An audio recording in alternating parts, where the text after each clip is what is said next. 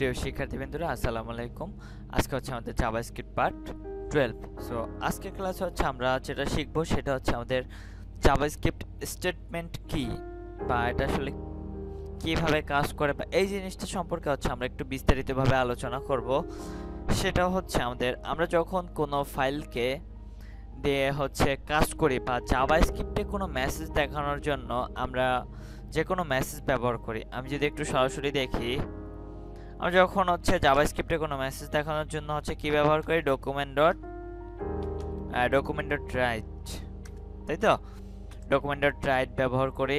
এই document dot রাইটের ভিতরে হচ্ছে আমরা সিঙ্গেল কোটেশন বা ডবল কোটেশনের ভিতরে আমরা এভাবে করে কোনো একটা মেসেজকে লিখি, ঠিক আছে? আমরা এরকম করে অনেকবার লিখতে পারি।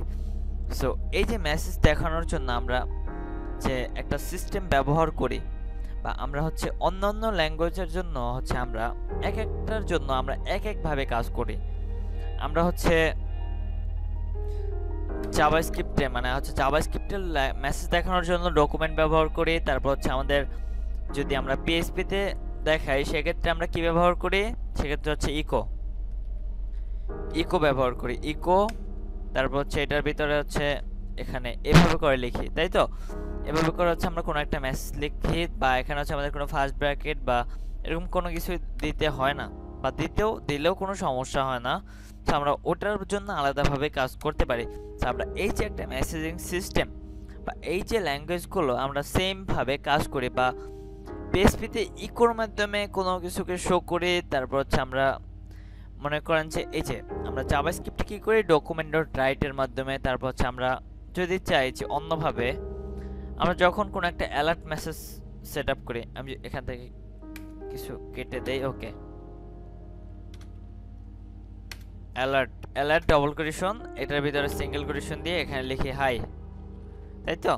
আমি এভাবে হচ্ছে কিছু অ্যালার্ট মেসেজও সেট আপ করতে পারি এভাবে করে। সো আমরা এই যে একটা সিস্টেম, একটা মেসেজ শো করার জন্য আমরা অন্যান্য ল্যাঙ্গুয়েজের জন্য কি আমরা এই কাজগুলো কি প্রায় সেম ভাবেই করে থাকি। সো এগুলোই হচ্ছে আমাদেরকে জাভাস্ক্রিপ্ট এক একটা স্টেটমেন্ট, মানে এই যে এক একটা সিস্টেম বা এক একটা পার্ট, এগুলো কি বলা হয় কি জাভাস্ক্রিপ্ট স্টেটমেন্ট, মানে জাভাস্ক্রিপ্টের জন্য এগুলো হচ্ছে কি এক একটা স্টেটমেন্ট। সো আশা করি হচ্ছে আমরা কিভাবে জাভাস্ক্রিপ্ট স্টেটমেন্ট জিনিসটা আসলে কি এটা আসলে আমরা বুঝতে পারলাম। সো আজকে হচ্ছে আমাদের এই পর্যন্তই থাকবে। সবাই ভালো থাকবেন, সুস্থ থাকবেন। আসসালামু আলাইকুম।